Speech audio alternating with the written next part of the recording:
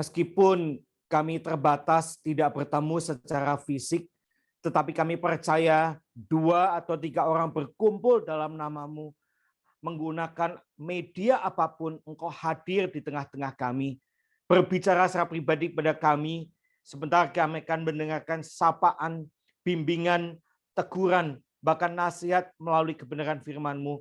Tuhan tolong kami, berikan pada kami kekuatan sehingga kami dapat konsentrasi. Berkati jaringan internet, semuanya berjalan dengan lancar. Terima kasih Tuhan. Dalam nama Tuhan Yesus kami sudah berdoa. Amin. Shalom saudara sekalian. Sungguh bersyukur pada pagi ini kita bertemu ya, meskipun melalui media Zoom meeting ini. Tapi kita percaya Tuhan yang menolong kita, Tuhan yang memimpin kita, saudara. Saudara sekalian, firman Tuhan terambil dari 2 bagian. Yang pertama dari Yohanes pasal 8 ayat yang ke-30 sampai dengan yang ke-36. Lalu nanti satu bagian lagi dari 2 Korintus 7 ayat yang ke-10. Saya akan membacakan buat kita semua yang pertama-tama dari Yohanes pasal yang ke-8 ayat 30 sampai dengan yang ke-36. Demikian firman Tuhan. Kebenaran yang memerdekakan. Setelah Yesus mengatakan semuanya itu, maksudnya setelah Yesus mengatakan bahwa Yesus bukan dari dunia ini, banyak orang percaya kepadanya. Maka katanya kepada orang-orang Yahudi yang percaya kepadanya, "Jikalau kamu tetap dalam firman-Ku, kamu benar-benar adalah murid-Ku, dan kamu akan mengetahui kebenaran, dan kebenaran itu akan memerdekakan kamu." Jawab mereka, "Kami adalah keturunan Abraham dan tidak pernah menjadi hamba siapapun. Bagaimana engkau dapat berkata, kamu akan merdeka?" Kata Yesus pada mereka, "Aku berkata kepadamu, sesungguhnya setiap orang yang berbuat dosa adalah hamba dosa. Dan hamba tidak tetap tinggal dalam rumah, tetapi anak tetap tinggal dalam rumah. Jadi apabila anak itu memerdekakan kamu, kamu pun benar-benar merdeka." Satu bagian lagi, 2 Korintus 7 ayat yang ke-10. "Sebab duka cita menurut kehendak Allah akan menghasilkan pertobatan yang membawa keselamatan dan yang tidak akan disesalkan. Tetapi duka cita yang dari dunia ini menghasilkan kematian." Berbahagia setiap kita membaca, merenungkan, dan melakukan firman Tuhan dalam kehidupan kita sehari-hari. Jemaat sekalian, pada suatu kali saya bertemu dengan salah seorang hamba Tuhan. Ini teman lama, ya, karena jarang ketemu. Dia tinggal di daerah Jakarta Selatan. Makanya singkat cerita, kami janjian di satu tempat ngopi bareng di satu tempat di daerah Jakarta Selatan. Saudara, saya tidak terlalu banyak tahu tentang Jakarta Selatan, tetapi ya secara umum gambaran besarnya, jalan besarnya saya lumayan hafal, saudara. Oleh sebab itu saya putuskan pergi ke kafe itu menggunakan Google Map. Ya, saudara, saya percaya setiap kita tidak asing dengan Google Map. Ya, kita mau pergi kemanapun sangat mudah, saudara. Meskipun kadang ya agak membingungkan kadang Google Map. Nah, saya menggunakan Google Map, dipandu keluar tol, lalu ke Semanggi, ke arah selatan, terus saudara. Nah, singkat cerita, kira-kira 100 meter sebelum sampai ke tempat itu,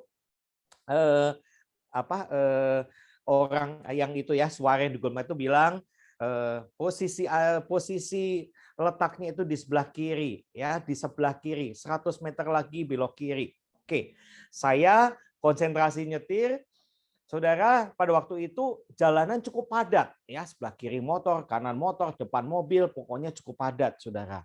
Saudara, 100 meter, ya, dibilang 100 meter posisinya di sebelah kiri.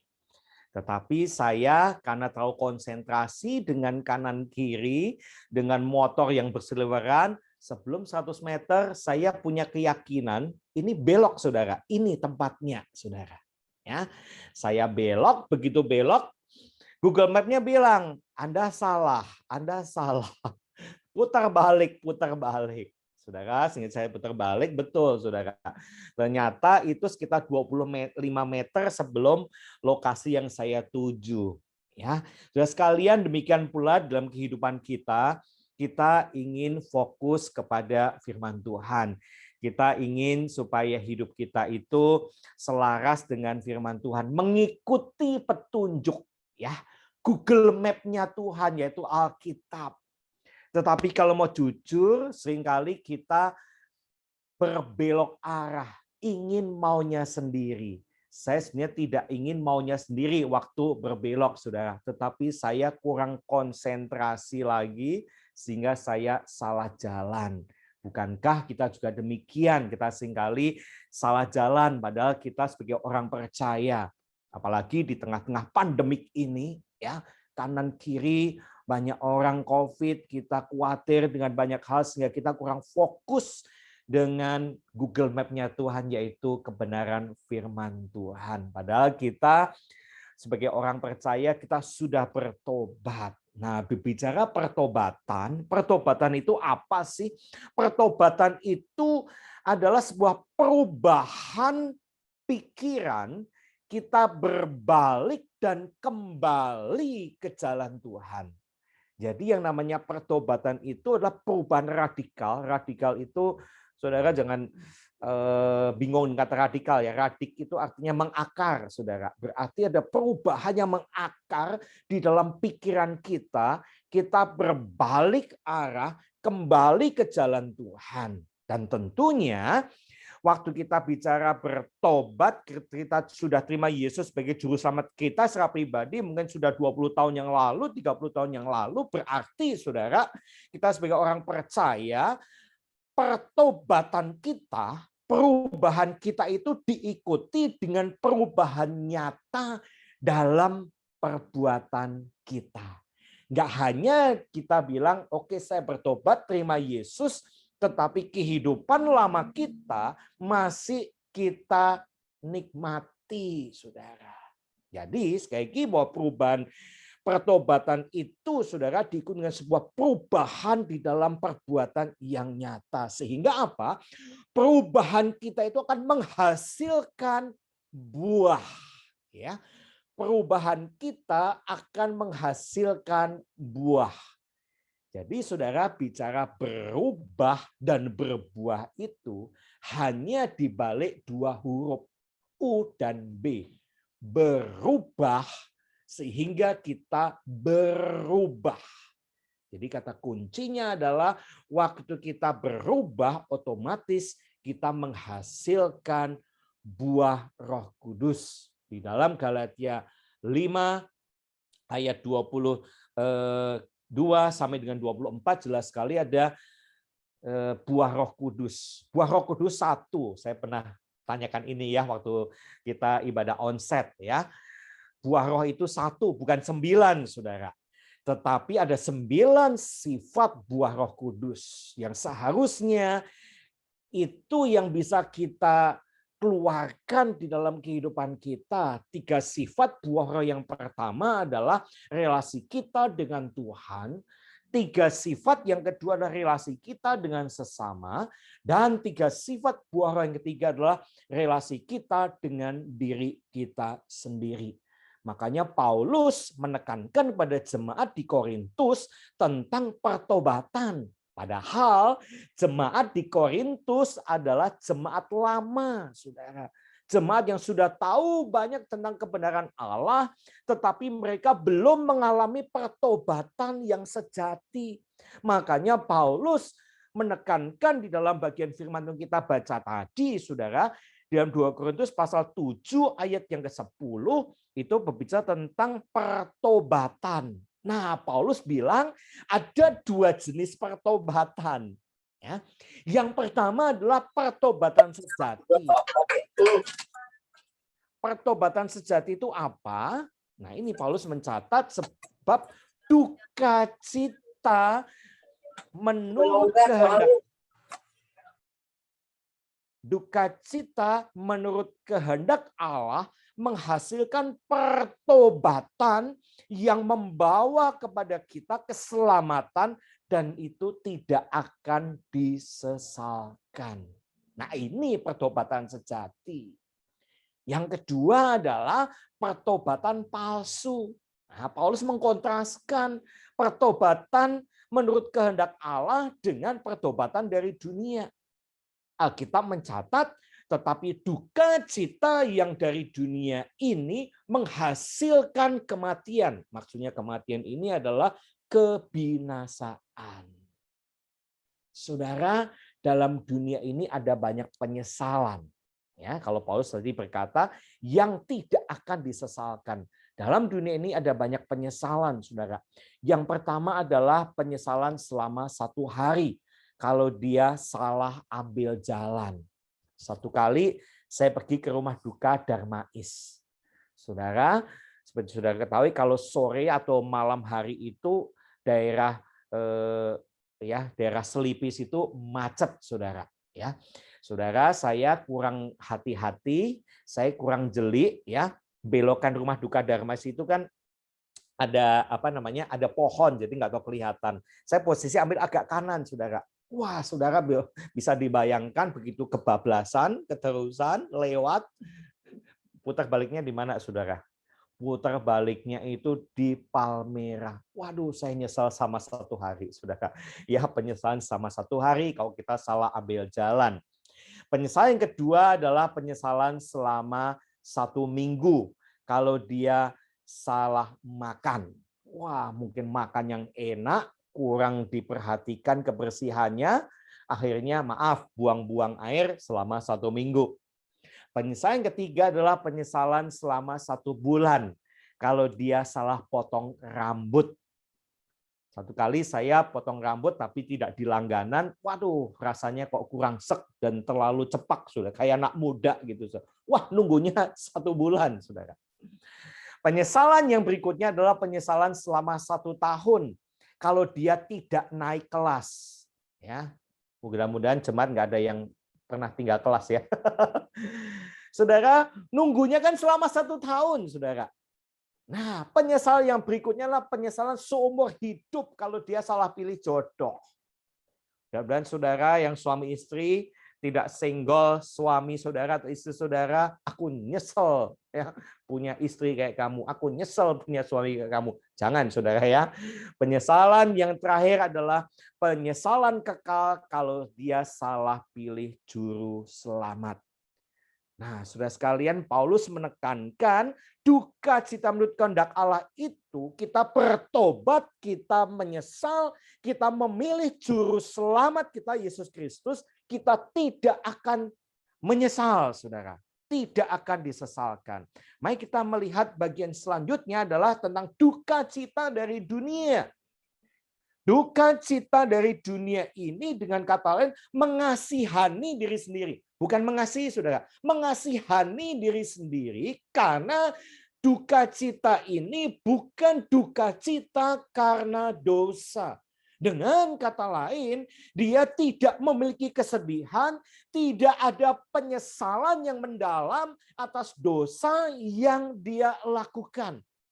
Kalau orang Kristen berdosa, tetapi dia tidak ada rasa bersalah, dan sepertinya itu menjadi suatu hal yang biasa-biasa saja, saudara. Hati-hati, saudara. Maafkan. Banyak orang Kristen yang korupsi, banyak orang Kristen yang menipu di dalam dagang, di dalam bisnisnya, dan itu menjadi satu hal yang biasa-biasa saja. Kalau itu yang terjadi, itulah duka cita dari dunia. Saudara sekalian, kalau kita melihat, saudara, duka cita dari dunia ini akan menghasilkan kebinasaan atau kematian. Saya ambil contoh, saudara. Di dalam kisah Kain dan Habil, saudara sekalian. Saudara sekalian, waktu Allah menghukum Kain, ya, Kain bilang gini, hukumanku itu lebih besar dari yang selama ini aku lakukan. Kayaknya kok nggak setimpal gitu, saudara. Saudara sekalian, tetapi jelas sekali bahwa Kain pun adalah orang yang sebetulnya dia sudah mengalami pertobatan, tetapi pertobatan dari dunia. Makanya waktu dia iri hati dengan adiknya Habel, iri hati itu akan menimbulkan kebencian, kebencian itu akan menghasilkan dendam, dan dendam itu akan membuahkan perbuatan. Nah, perbuatan yang dilakukan oleh Kain ini adalah membunuh. Dia mengasihani dirinya sendiri. Hukumanku itu kok lebih besar dari yang aku lakukan. Nah, ini saudara, mengasihani diri sendiri. Dan Kain seorang yang egois. Dia salah, tetapi dia tidak mau dipersalahkan. Maaf, bukankah banyak orang Kristen juga demikian? Sudah salah, nggak mau disalahkan. Saudara, saya tinggal di Pangeran Jayakarta. Gereja tempat saya melayani di Kartini. Setiap kali saya kalau ke gereja, saya melewati pintu air yang Mangga Besar ujung, lalu putar balik, saudara, ke arah Kartini. Saudara, hampir setiap kali saya putar balik lampu hijau, motor daerah Gunung Sahari nyelonong, saudara. Dan cukup sering, ya sama manusia kadang membuat kesel begitu ya. Pernah saya spontan, agak dekat dengan saya klakson. Malah marah, saudara. Udah salah, marah, melotot lagi. Kalau dia berhenti, saya juga berhenti. Saya bilang saya hamba Tuhan, dia pasti bertobat, saudara. Saudara sekalian, banyak orang yang demikian, ya. Duka cita menurut kehendak dunia. Sudah salah, tidak mau disalahkan, ya. Sudah salah, sudah berdosa, tetapi dia tidak merasa itu sebuah dosa yang besar, tidak ada penyesalan, tidak ada rasa bersalah, hati nuraninya sudah tumpul. Tetapi berbeda dengan duka cita menurut kehendak Allah. Duka cita menurut kehendak Allah maksudnya apa? Maksudnya sebuah kesedihan melakukan dosa dan berbalik arah. Nah ini saudara, pertobatan sejati. Jadi adanya satu penyesalan yang mendalam dan ada satu perjuangan berusaha mengikuti Tuhan di dalam hidupnya. Mengikuti apa yang Tuhan mau di dalam hidupnya. Untuk senantiasa kita hidup kudus, hidup suci, hidup serius di hadapan Allah.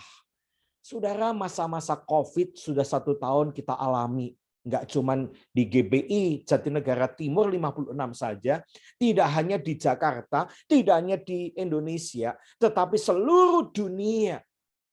Banyak mereka yang meninggalkan Tuhan. Duka cita mereka, duka cita menurut dunia. Sehingga apa? Mereka pada akhirnya terjatuh di dalam dosa. Ngomongnya sih karena kepepet, saya terpaksa nipu. Saya kepepet butuh uang, saya akhirnya berbohong. Nah, tetapi berbeda, saudara. Kalau duka cita kehendak Allah, waktu kita jatuh, kita cepat-cepat berbalik arah. Itulah yang dialami oleh Daud, saudara. Daud berkata pada waktu dia jatuh ke dalam dosa, ini konteksnya jatuh ke dalam dosa perzinahan dengan Batseba, kasihanilah aku ya Allah, menurut kasih setiamu, hapuskanlah pelanggaranku menurut kasih setiamu yang besar. Saudara sekalian, Daud waktu dia jatuh ke dalam dosa, dia bukannya senang, dia bukannya menghindar dari Allah, tetapi dia datang kepada Allah, dia berkata, kasihanilah aku berdosa, aku orang yang jijik di hadapan Engkau ya Allah. Hapuskanlah pelanggaranku. Daud mengakui kesalahannya, dia betul-betul menyesalinya dengan ketulusan hatinya. Dan inilah yang menghasilkan pertobatan yang sejati. Saudara sekalian, mungkin kita sudah menjadi orang Kristen lama. Kita sudah menjadi orang Kristen mungkin sejak dari papa kita, mama kita, dari popo kita, kungkung kita, saudara. Kita sudah banyak tahu tentang kebenaran firman Tuhan. Tetapi kalau mau jujur, banyak kita sebagai orang percaya, kita seperti Kain, bukan seperti Daud. Kita belajar seperti Daud, saudara. Jadi sekalian konteks di dalam Yohanes pasal 8 ayat 30 sampai 36 yang kita baca tadi, saudara. Ini uniknya adalah banyak orang yang Yahudi yang justru percaya kepada Allah. Kenapa? Dia orang yang tidak mau mengenal Allah, dia mengikuti tradisi Yahudi, tetapi dia mengalami yang namanya duka cita menurut kehendak Allah. Orang Yahudi tahu persis apa yang dia lakukan selama ini ternyata salah. Makanya setelah Yesus berkata dia adalah anak Allah, ya, setelah dia berkhotbah, makanya Yesus berkata, ya, Yohanes mencatat setelah Yesus mengatakan semuanya itu, mengatakan tentang kerajaan Allah, tentang dia Mesias, banyak orang yang percaya kepadanya. Ini khusus yang percaya kepada Yesus adalah orang-orang Yahudi, orang-orang yang menolak. Maka katanya kepada orang Yahudi yang percaya kepadanya. Nah, ini dia saudara sekalian. Disinilah poinnya, kedatangan Yesus, kehadiran Yesus membuat seseorang betul-betul mengalami duka cita menurut kehendak Allah. Mengalami pertobatan yang sejati. Waktu orang Yahudi percaya kepada Yesus. Waktu orang percaya kepada Yesus Kristus, dia menjadi anak Allah, tetapi dia juga sebagai murid Kristus. Siapakah murid Kristus? Murid Kristus adalah murid yang mengalami pertobatan yang sejati. Perubahan hidup disertai dengan perbuatan. Menangisi dosa-dosanya dan kita mendapatkan kemerdekaan dari belenggu dosa. Saudara, kalau mau jujur, saudara jawab dalam hati ya. Kalau mau jujur, dosa itu enak nggak, saudara? Dosa itu enak. Ya, dosa itu nikmat, saudara. Tetapi dosa itu membawa kepada kita kebinasaan. Dosa itu menjauhkan kita dari kasih Allah. Tetapi sang murid Kristus yang sejati, dia menangisi dosa-dosanya dan dia menjadi murid Kristus yang terus-menerus bertumbuh. Bukan hanya belajar sekali lalu selesai. Ada satu komitmen, ketekunan dan konsistensi. Makanya Yesus menekankan, tetaplah di dalam firman-Ku. Tetaplah di dalam firman-Ku. Di dalam firman Tuhan maksudnya kita hidup dekat dengan Allah. Buku-buku lain memberikan informasi, tetapi Alkitab memberikan pada kita transformasi. Buku-buku lain memberikan banyak informasi kepada kita, tetapi Alkitab membawa kepada kita sebuah perubahan satu perubahan bentuk, transformasi, perubahan hidup dalam hidup kita. Sehingga saudara, kalau kita menjadi murid Kristus, kita sudah mengalami pertobatan, disertai dengan perubahan sikap hidup kita untuk menjaga kesucian hidup kita. Kita terus bertumbuh dengan belajar kebenaran firman Tuhan. Belajar kebenaran firman Tuhan nggak cuma sekali, saudara, sebelum baptis atau dalam persoalan doa atau kebaktian umum, tetapi dalam kehidupan kita sehari-hari, saudara. Saudara, COVID-19 ini memang membawa kepada kita banyak jarak, ya. Mungkin saudara sudah 1 tahun ya tidak kebaktian onsite ketemu langsung, ya udah setahun lebih, saudara. Saudara sekalian, memang kadang kita kangen pengen ketemu jemaat gitu ya. Makanya waktu minggu lalu, beberapa hari yang lalu saya tanya sama Justin ya, ini kebaktiannya onsite atau Zoom? Aduh, masih Zoom. Ya sudah, oke lah ya. Wah, kalau onsite saya tetap exciting, tapi memang susah dibilang, Saudara, karena kita harus mengikuti protokol kesehatan, kita harus menjaga ya dari COVID-19 ini, Saudara. Tetapi Zoom ini ada kelebihannya, Saudara. Ya, banyak sekali kelebihannya. Saya nggak tahu apakah ada program dari rekan-rekan pendeta hamba Tuhan, ada media Zoom ini membuat kita gampang ketemu sebetulnya, ya. Pesan doa jadi lebih banyak, kita PA menggunakan media Zoom, ya.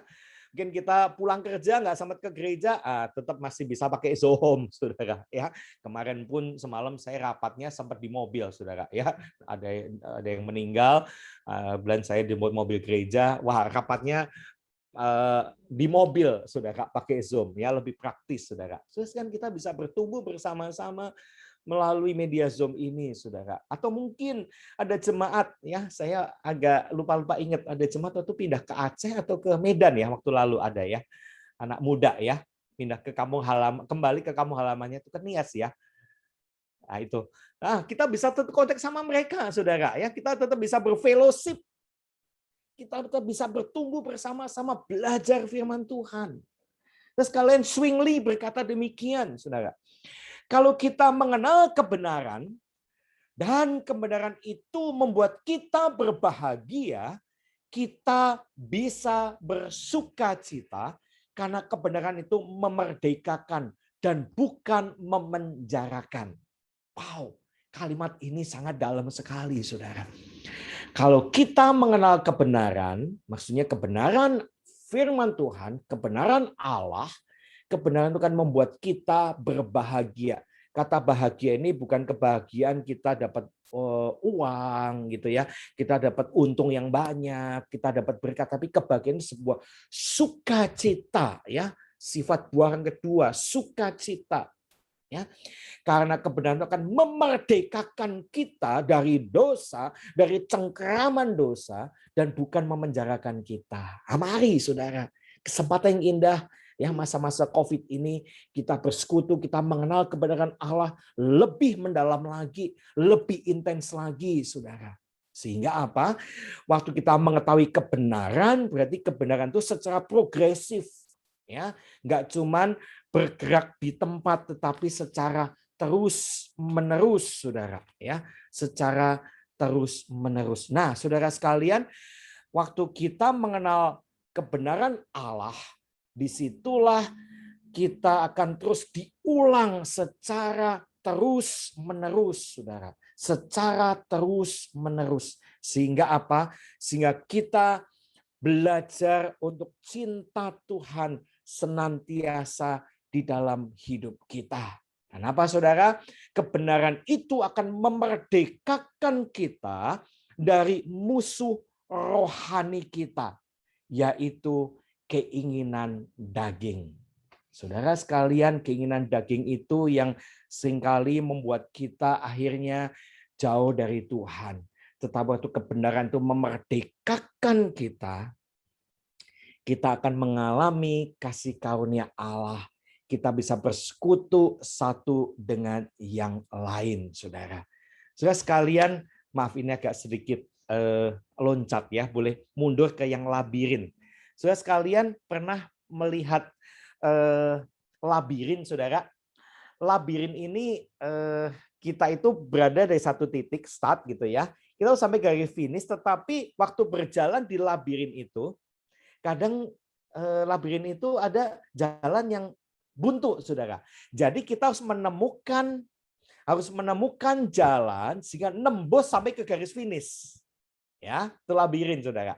Nah, labirin ini seperti gang kecil gitu, tingginya sekitar ya setinggi kita 100 atau 150 meter, Saudara. 1 sampai 1,5 meter, sehingga kita tidak bisa melihat ke depan, Saudara. Kalaupun bisa melihat ke depan, ini jalannya buntu atau tidak. Nah, Saudara sekalian, itulah gambaran kehidupan kita di dalam dunia ini. Seperti sebuah labirin. Kadang waktu kita startnya baik, kita berjalan bersama dengan Tuhan, kita mentok. Ini benar nggak kebenaran Allah? Kita cari terus jalan itu sampai garis finish. Itulah perjalanan iman saudara dan saya. Tantangan pertobatan sejati kita berjalan bersama dengan Tuhan. Meskipun harus menghadapi COVID-19, menghadapi mungkin saudara dagang sepi, saudara kerjaan pun, maaf penghasilan mungkin pas-pasan, tetapi kita tetap berjuang sampai garis finish seperti labirin ini, saudara sekalian. Saudara, Allah menginginkan agar orang yang telah dibenarkan betul-betul mengalami pertobatan sejati dan tidak lagi menjadi hamba dosa. Di dalam Yohanes 8 ayat 36 mencatat, jadi apabila anak itu memerdekakan kamu, kamu pun benar-benar merdeka. Bulan yang lalu kita sudah memperingati Jumat Agung, kita sudah merayakan Paskah. Anak itu yaitu Yesus Kristus yang mati disalib, tapi pada hari ketiga dia bangkit, dia memerdekakan kita, memampukan kita. Itulah pengharapan dari kebangkitan Kristus sehingga kita mengalami kemerdekaan di dalam Kristus.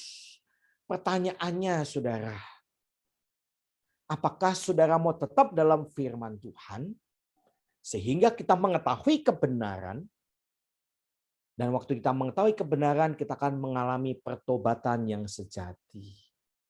Atau saudara tetap menikmati dosa saudara, saudara mengetahui kesesatan dan sudah menikmati kesesatan itu, dan saudara akan mengalami kebinasaan. Sekali lagi, hanya ada dua pilihan yang pada siang hari ini kita renungkan bersama. Yang pertama, saudara mau tetap dalam firman. Saudara, kau tetap dalam firman Tuhan. Saudara menjaga hidup saudara dengan firman Tuhan. Saudara akan tahu kebenaran Allah yang sesungguhnya. Dan disitulah ya, Zwingli berkata, kita mengetahui kebenaran, kita akan berbahagia. Kita akan bersuka cita. Sehingga kita mengalami pertobatan yang sejati. Duka cita dari Allah. Tetapi pilihan yang kedua adalah saudara mau tetap menikmati di dalam dosa. Dan saudara akan mengetahui banyak kesesatan di sana. Dan saudara akan dicengkeram, dibelenggu, diikat oleh dosa. Dan saudara akan mengalami kebinasaan kekal. Pilihan ada di tangan saudara. Bagaimana dengan saudara? Mari kita masuk di dalam doa. Bapa di dalam surga, terima kasih untuk firman-Mu pada siang hari ini yang tidak hanya menguatkan kami, tetapi menegur kami bagaimana seharusnya kami hidup di dalam firman-Mu. Ampuni kami Tuhan, kalau selama ini mungkin di antara kami ada yang menjadi kain pada zaman saat ini. Kami sudah tahu itu dosa, tetapi kami tidak bisa menerima dan bahkan kami tidak mau disalahkan. Kami tahu itu dosa, Tuhan sudah menegur kami, tetapi kami bebal hati. Oh Tuhan, ampuni kami, sucikan dan kuduskan kami. Kami mau belajar seperti Daud. Kalaupun kami gagal untuk melakukan firman-Mu, kami saat ini jatuh di dalam dosa. Kami mau datang pada Tuhan seperti Daud. Tuhan, kasihanilah kami.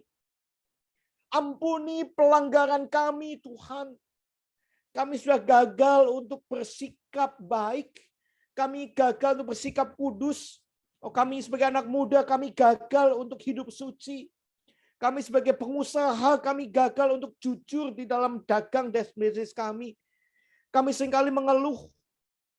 Kami seringkali menyalahkan Tuhan. Ampuni kami Tuhan. Supaya kami mengalami duka cita menurut kehendak Allah. Waktu kami mengambil keputusan penting terima Yesus sebagai juru selamat kami mengalami pertobatan yang sejati. Mari Tuhan tolong kami. Tuhan pimpin kami supaya kami mengalami kasih Tuhan. Anugerah Tuhan yang besar dalam hidup kami. Sehingga waktu kami menjalani hari-hari kami yang sulit ini, di tengah-tengah pandemik, kami tidak tahu kapan pandemik ini akan berakhir. Tapi satu hal yang kami tahu, Tuhan akan terus menyertai kami. Dan kami mau hidup suci di hadapan Tuhan. Di tengah-tengah pandemik ini, godaan, cobaan untuk jauh dari Tuhan, untuk menikmati dosa sangat besar. Tapi kami mau menjaga hidup kami dengan firman-Mu.